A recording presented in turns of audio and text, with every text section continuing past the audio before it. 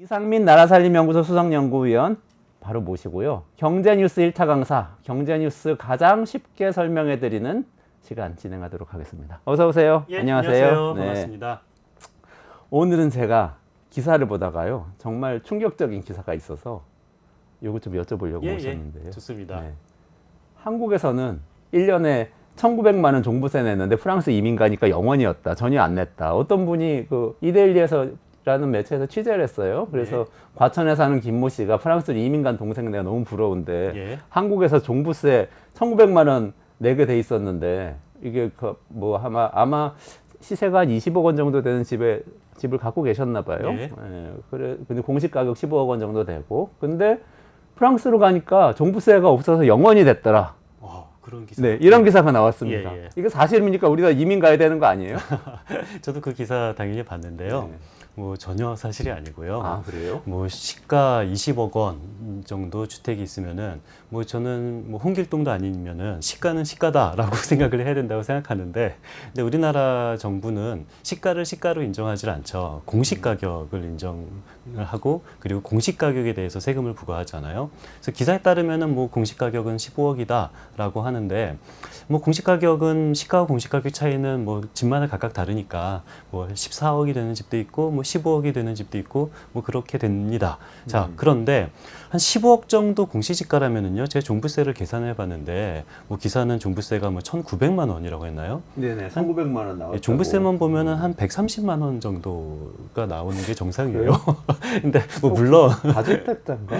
다주택자라고 기사에 명시가 됐고요. 뭐 다주택자가 아니면 종부세는 뭐 훨씬 더 적고 종부세는 한 38만 원 정도 내는데요. 근데 뭐 물론 그 다주택자가 내는 세금은 종부세 말고도 더 큰 재산세가 있죠. 그래서 아마 뭐 그냥 약간 실수를 한 것 같고, 종부세가 1,900만 원은 절대 아니고 종부세는 한 130만 원 정도인 거고요. 그렇다면 재산세 등등 뭐 집안 교육세 뭐 등등 뭐 집을 갖고 있다고 해서 내는 세금이 굉장히 여러 종류가 있어요. 그 여러 종류를 다 합치면은 그럼 과연 1,900만 원이 될까? 라고 봐서 제가 계산해 봤더니 한 300만 원 정도입니다. 300만 원이요? 예. 근데 왜 1,900만 원이라고 썼지? 저도 그걸 잘 모르겠어요. 왜? 혹시 숨겨둔 땅이 더 있으시거나? 그러니까 이게 다주택자라면 한 600만 원 정도 되고요. 근데 다주택자라고 하더라도 뭐 한 600만 원 정도 되고, 이게 1주택자라면은 한 300만 원 정도 되는 거거든요. 근데 왜 1,900만 원인지는 뭐 어떤 계산을 했는지, 뭐 다른 재산까지 포함된 건지, 그거는 저도 잘 모르겠습니다. 왜 종부세가 이 과세 대상이 가격에 따라서 정해지기 때문에 이게 막 올라가면은 처음에 이제 한 3억 원 이하까지는 1.2%이다가 한 6억 원에서 12억 원 되면 2.2%, 그리고 12억 원에서 50억 원 되면 있습니다. 이제 3.5%, 6% 이렇게 올라가서 이렇게 많이 부담하게 된다, 이런 취지를 쓰는 것 같아요. 누진 구조가 당연히 종부세는 있는데요. 근데 그 누진이 가격뿐만 아니라 주택수에 대한 누진 구조가 굉장히 달라요. 그러니까 우리가 1주택자라면은 솔직히 종부세에 대해서 부담이 그냥 거의 뭐 한 20억 정도 주택 가지고는 거의 저는 없다라고 생각을 하고요.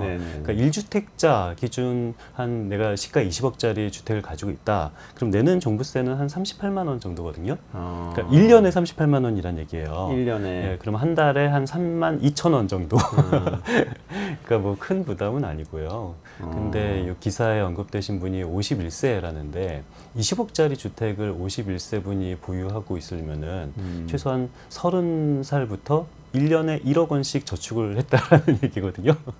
에이, 싼 거 사가지고 많이 올랐겠죠. 그러니까 설마 누가 어떻게 1억씩 저축을 해요? 뭐 30살부터 1억 원을 20년 동안 한 해도 빠짐없이 저축을 할 수 있는 사람은 사실상 없고요. 뭐 물론 뭐 은행 융자를 받았던 거나 아니면은 어떤 자산 이익을 얻었다던가 아니면 부모한테 뭐 도움을 받았다던가 그러지 않고서 50살 되신 분이 20년 동안 한 해도 빠짐없이 1억 원씩 저축할 수는 없는 거고요. 혹시 그거 아세요? 로또 1등이 되면은 종부세를 낼 수 있을 것 같아요, 없을 것 같아요? 로또 1등이 되면요? 로또 그렇죠. 당첨금을 받으면 맞습니다. 종부세 대상은 아니지 않나요? 종부세 못 내요. 그러니까 우리가 로또가 되면은 뭐 인생 역전이다라는 그런 우스갯소리가 있는데, 로또 1등이 돼도 인생은 역전할 수 있지만 종부세는 낼 수 없습니다. 낼 수 없다는 게 종부세 대상이 아니라는 뜻인가요? 아니요. 그 돈을 가지고 주택을 사도 종부세를 내는 주택을 살 수가 없어요. 그래요? 로또 로또 1등이 1등이 요즘 한 20억 네. 뭐 조금 남짓 정도 나와요. 네. 근데 20억 정도 남짓 나오고 뭐 세금 내고 이 주택을 다 산다면은 이 종부세 부과 대상 주택이 안 됩니다. 아, 여러분 안심하고 로또 1등 당첨되시기 바랍니다. 종부세 안 내셔도 맞습니다. 아니 근데 예. 솔직히 그래도 600만 원이든 300만 원이든 예. 뭐 38만 원이든 예, 프랑스 예. 가면 영원이라는데 그럼 프랑스 이민 가는 게 나은 거 아니에요? 프랑스 뭐 더 선진국이잖아요. 프랑스는 굉장히 많은 세금을 걷는 국가인 아, 거고요. 그래요? 프랑스의 주택 그 보유세율이 한 1주택자들은 한 1% 정도 돼요. 그리고 또 다주택자들 같은 경우는 이게 3%까지 올라가거든요. 뭐 굉장히 많이 내는 거고요. 그러니까 우리나라 같은 경우는 뭐 종부세 그 대상자라 하더라도 보통 실효세율이 1% 넘어가는 일은 굉장히 드뭅니다. 근데 프랑스 같은 경우는 뭐 물론 이 부채를 빼주는 그런 부분은 있긴 있습니다만 최소한 세율이 1% 다주택자들은 3%까지 올라가니까 프랑스는 세금이 굉장히 많은 나라입니다. 근데 지금 여기 기사에서는 예. 프랑스로 가신 이 동생분은 프랑스에서는 빚을 빼주고 예, 순자산을 이 과세 대상으로 하기 때문에 예. 영원이 됐다 이런 취지인 것 같아요. 빚은 많으신 거. 처음에 주택을 살 때 뭐 굉장히 큰 대출을 받아서 주택을 샀나 보죠. 근데 그런 식으로 해서 뭐 이 부채 공제는 프랑스는 해주는 것은 사실인 거고요. 그래서 그런 식으로 일부 사람은 굉장히 빚을 최대로 많이 져서 주택을 산 일부 사람들은 뭐 세금을 우리나라보다 적게 낼 수는 있지만 그건 굉장히 일부인 거고요. 뭐 특정한 사람 몇몇에 적용되는 사실을 일반화해서 말하는 것은 옳지 않다라고 생각을 하고요. 특히 프랑스도 그렇고 우리나라도 그렇고 이 다주택자가 아니면은 이 종부세가 됐든 이 세금이 굉장히 적어져요. 그러니까 우리나라에서 세금을 많이 낸다라는 얘기는 나는 다주택자이기 때문에 세금을 많이 내는 거지. 1세대 1주택자 같은 경우는 세금을 별로 내지 않습니다. 제가 아까도 말씀드린 것처럼 시가 20억짜리 주택을 산다 하더라도 뭐 종부세 같은 경우는 뭐 한 38만 원 정도인 거고 종부세뿐만 아니라 모든 재산세, 뭐 지방교육세를 다 합쳐도 1년에 한 300만 원 정도인 거거든요. 그렇다면 우리가 다주택자라는 얘기는 내가 뭐 월수금은 2주택에서 살고 화목토는 저주택에서 살고 이건 아니잖아요. 그런 거 아니겠지. 예, 딴 사람이 세 들고 있겠죠. 맞습니다. 다른 사람이 세 들고 있고 그래서 우리가 월세, 임대 수입을 우리가 받고 있다라는 건데요. 우리나라에서 임대 수입을 받으면은 뭐 신고 안 하시는 분도 있고 물론 안 하면 안 되지만 그냥 그런 식으로 신고 안 하기도 하고 임대 소득에 관련된 세금이 그렇게 크지 않은데 프랑스에서 만약에 다주택자다 그러면은 일단 세율도 3%까지 올라갈 뿐만 아니라 임대 소득이 생기면은 거기에서는 또 세금이 엄청나게 많이 붙게 되죠. 근데 뭐 프랑스에서 그러니까 우리나라에서는 다주택자에서 살고 프랑스에서는 1주택자에서 살다 보니까 세금이 적게 될 수도 있는데 그 만약에 그렇다면은 저는 더 간단한 방법이 있어요.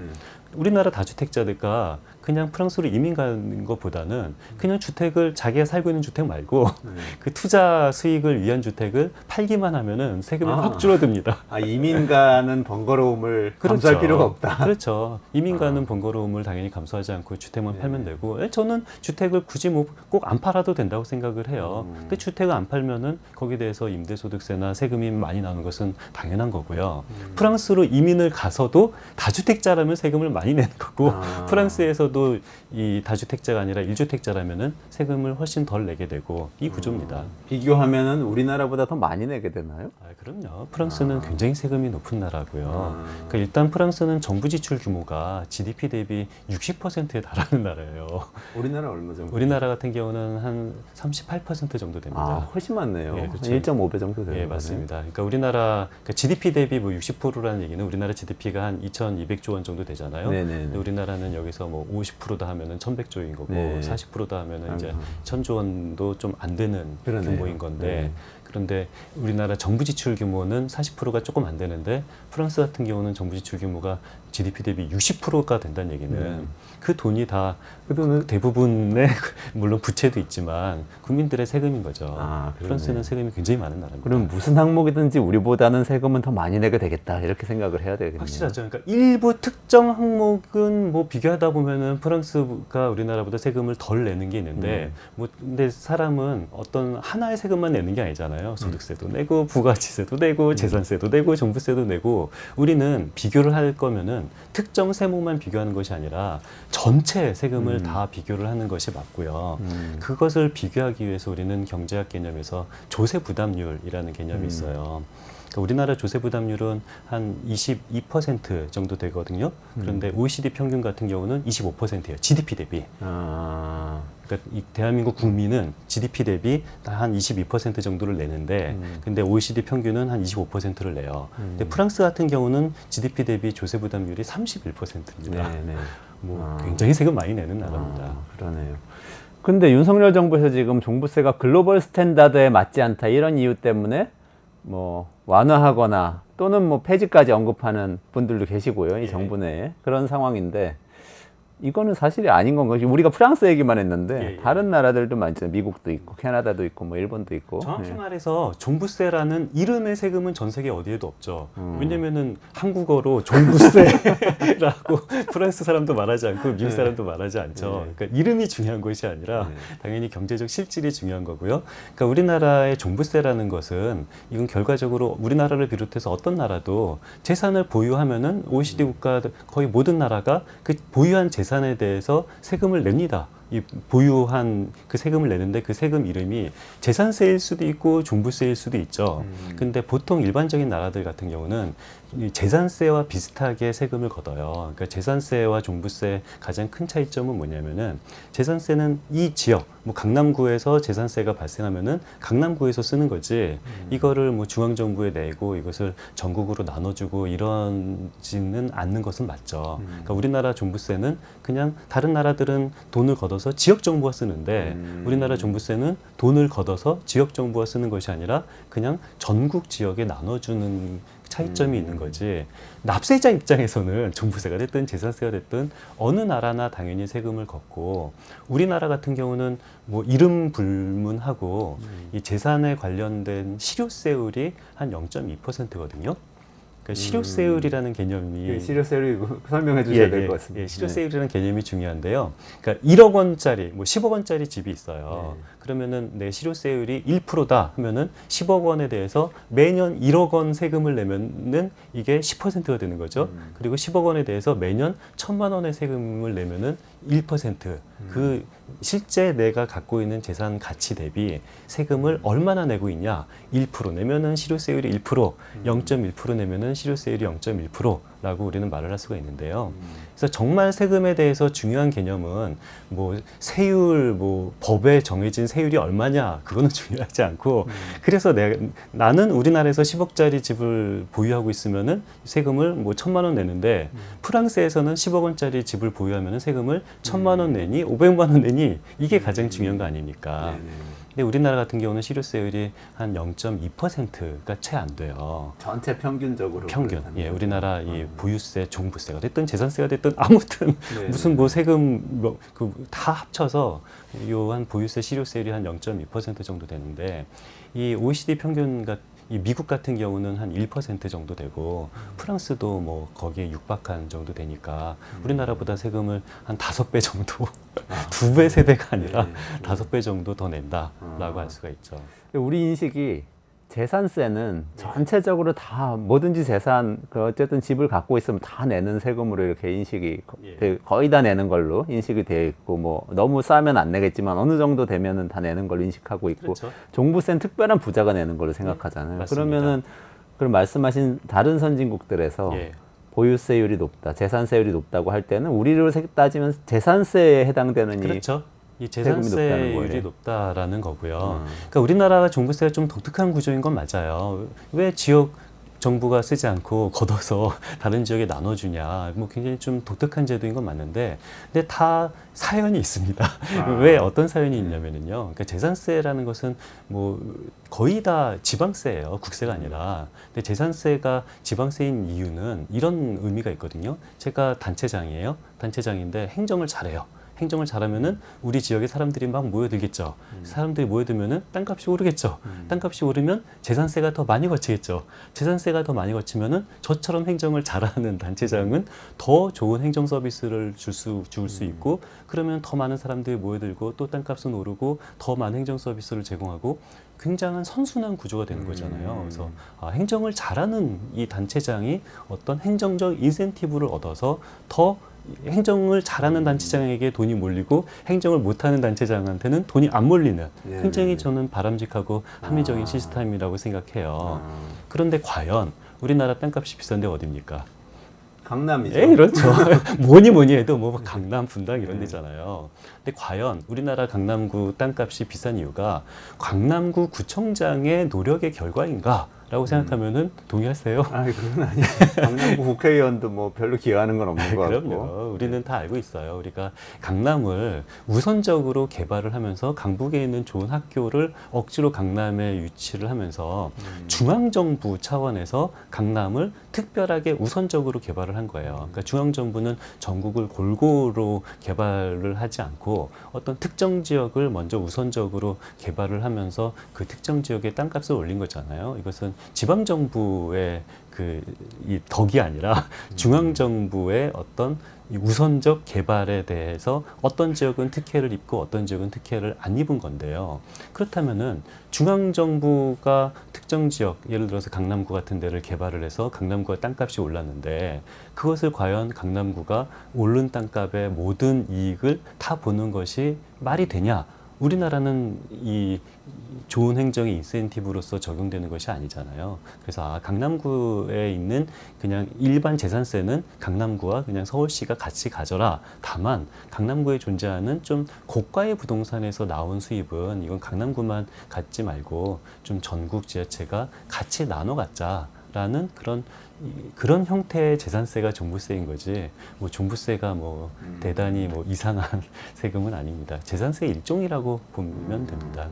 똑같은 취지에서 근데 이런 생각도 드네요. 재산세를 어떤 지역에서 뭐 어쨌든 뭐 그 지자체장이 잘했든 어떤 우연에서든 집값이 많이 올라서 재산세를 많이 내게 된다면 그러면 재산세율이 높다는 거는 선진국의 경우에 그 집을 가진 사람들뿐만 아니라 그 지역에 사는 다른 사람들도 더 많은 혜택을 볼 수 있게 되는 그렇죠.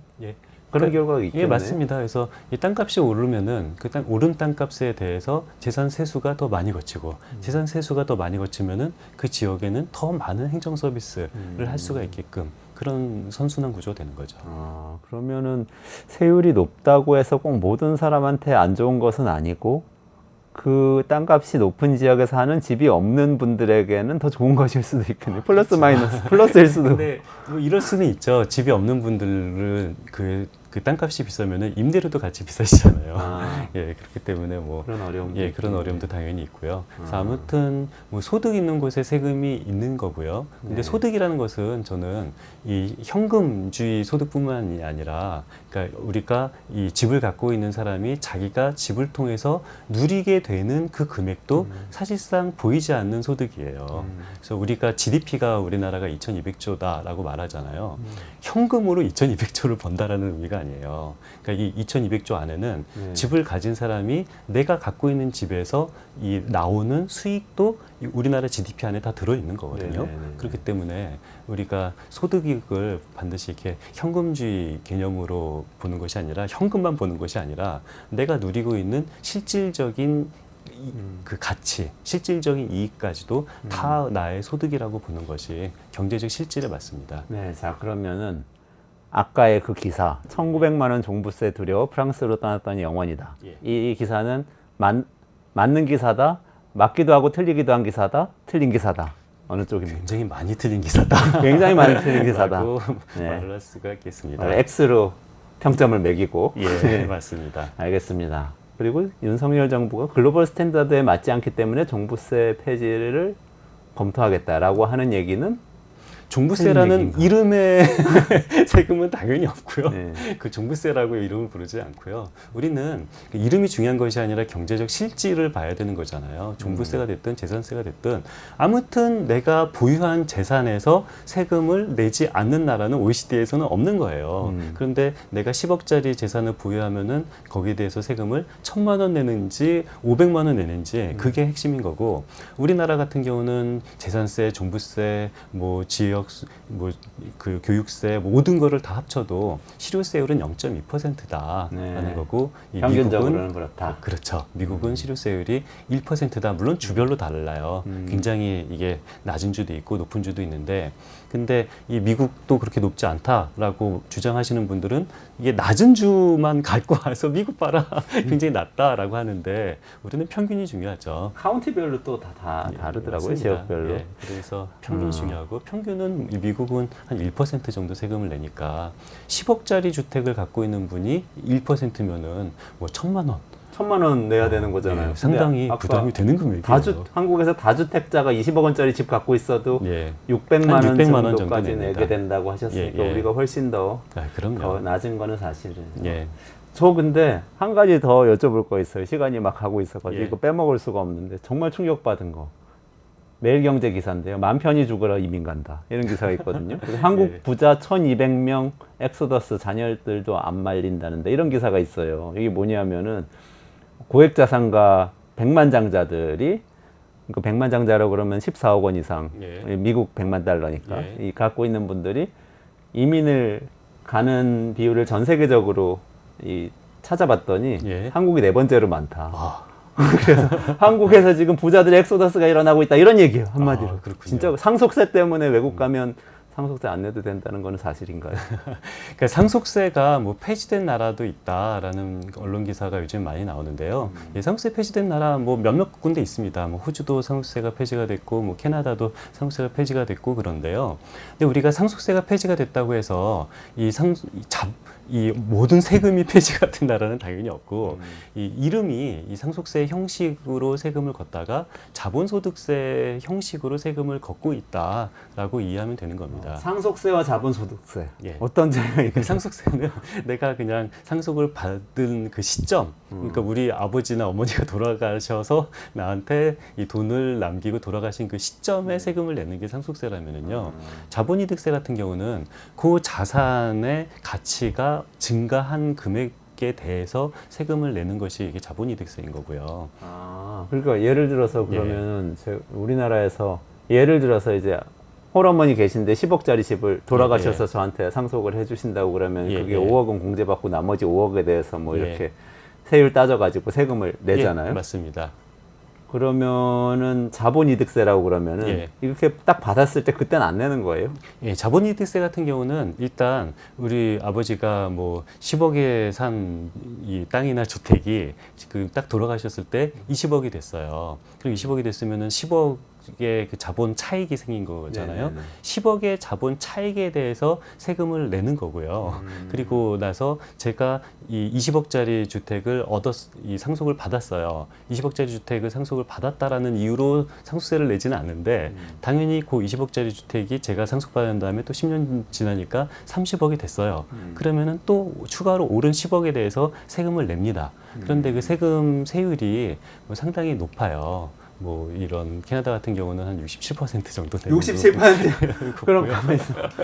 10억이 오르면은 그 중에 6억을 낸다는 거잖아요. 맞습니다. 여태까지는 한 50% 정도 냈다가 이거가 또 50%는 너무 적지 않나? 이렇게 이 시민들이 합의를 봐서 이거를 조금 더 세율을 67%까지 올리고 있고요. 그리고 호주 같은 경우도 이 45% 최고로 소득세율, 최고 소득세율과 동일하게 세금을 부과하고 있으니까요. 그러니까 상속세가 없다라는 의미가 모든 세금이 없다는 것이 아니라 어떤 세금의 형태가 바뀌었지 어떤 자본이득세 등등의 세금은 존재한다라는 겁니다. 그거를 예를 들면 캐나다나 호주에서는 상속받은 집을 팔 때 내는 건가요? 양도소득세처럼? 아니면은 받을 때 그걸 정산해가지고? 둘 다입니다. 그러니까 아버지가 10억에 산 거를 20억으로 올랐으면은 그리고 그 오른 금액에 대해서는 이 상속받은 시점에 내고요.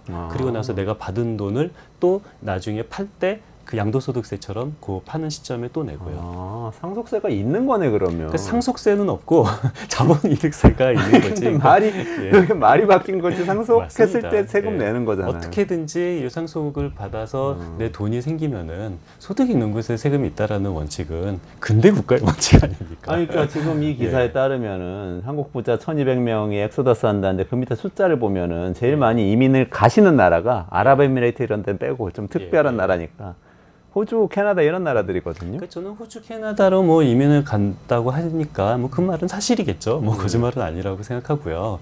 근데 호주, 캐나다 같은 경우는 저는 세금 때문에 간다기보다는 거기는 되게 자연 경관도 좋고, 그렇죠. 이 캐나다 뭐 아무튼 그런 것 때문에 노후 복지도 잘 돼 있을 그렇죠. 것 같아요. 노후 복지도 잘 돼 있고 뭐 그런 의미지. 뭐 세금 때문에 간다라는 것은 잘 이게 사실이 아닌 것 같습니다. 근데 또 이런 기사 보고 예. 세금 없는 나라로 이민 가야지, 상속세 없는 나라로 이민 가서 자식한테 마음대로 물려줘야지 하는 생각을 가지고 한 100억대 이 부를 갖고 계신 분들이 가셨다가 상속할 때가 되면 이제 66.7% 세금을 내야 되는 이런 어처구니 없는 그러니까 일이 생길 수도 이 있잖아요. 자본 소득 그 차익에 대해서만 세금을 내는 거는 맞고요. 그래서 그 차익이 없으면은 세금이 굉장히 적겠죠. 그런데 이것은 양날의 칼이에요. 내가 이게 오르면은 세금을 많이 내는 거고 오르지 않으면 세금을 거의 안 내는 거고요. 그런데 나는 세금을 내기 싫어서 내가 갖고 있는 자산이 오르지 않았으면 좋겠어라고 생각한 사람은 없죠. 그렇죠. 오르면 세금을 아무리 많이 내도 남는 게 있잖아요. 당연하죠. 이것은 저는 비유를 하자면은 갑자기 사장님이 저를 불러서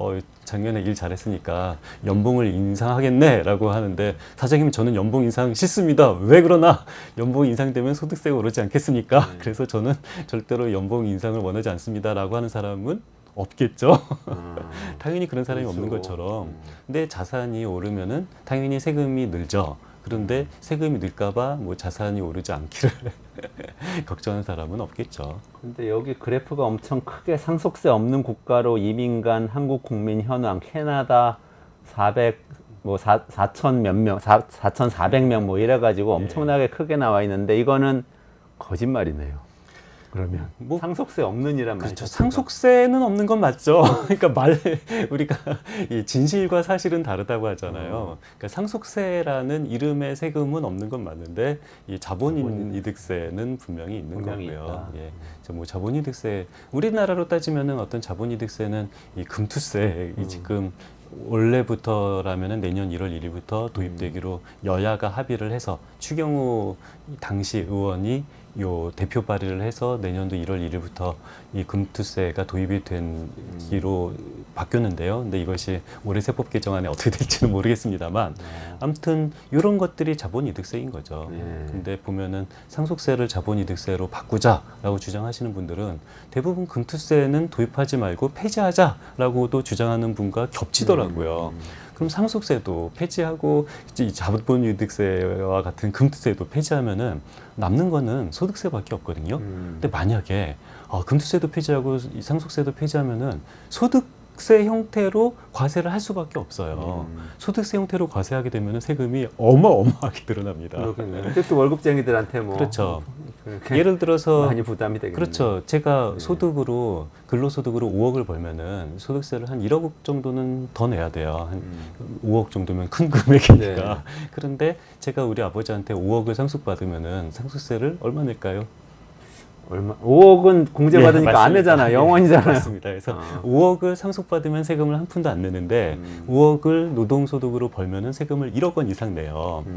그런데 만약에 상속세도 폐지하고 뭐 금투세와 같은 자본이득세로 폐지한 상태라면은 그러면은 내가 우리 아버지한테 받은 5억 원을 종합소득으로 과세를 할 수밖에 없으면 현재는 세금을 1원도 안 내다가 갑자기 세금을 1억 원 이상 낼 수도 있는 거죠. 그러네요. 그렇기 때문에 요 어떤 상속 재산에 대해서 세금을 덜 내기 위해서라도 우리는 상속세나 금투세 같은 이 자본소득세가 있는 것과 차라리 세금을 덜 낼 수가 있다라는 생각이 들죠. 그래서 저는 하여튼 이런 걸 좀 잘 언론에서 보도를 해주면 좋겠는데 이 기사만 보더라도 제가 제일 황당한 게 뭐냐면 사실 중국에서 중국 백만장자들이 세계에서 가장 이민을 많이 간다는 거예요. 근데 중국에는 상속세 없어요. 재산세도 없고. 근데 상속세 때문에 이민을 간다고 이렇게 똑같은 기사에 써놓으니까 너무 좀 안타까운 마음이 듭니다. 어쨌든 이 상속세와 관련된 내용은 상속세 때문에 백만장자가 캐나다, 호주로 이민 가고 있다라는 얘기는 틀린 얘기다. 예, 틀린 얘기입니다. 틀린 얘기다. 알겠습니다. 다양한 이유로 이민을 가겠죠. 여기까지 오늘 결론 내리고 마무리를 해야 될 것 네. 같은데요. 네, 이상민 나라살림연구소 수석연구위원님 하고요. 지금 윤석열 정부에서 사실 굉장히 강력하게 추진하고 있는 종부세 완화 내지는 폐지 그리고 상속세 완화 여기에 대해서 최근에 언론에 나온 기사에 무엇이 틀렸는지 좀 짚어봤습니다. 이상민 연구위원님 여기서 인사드려야 되겠네요. 네, 예, 네 감사합니다. 고맙습니다.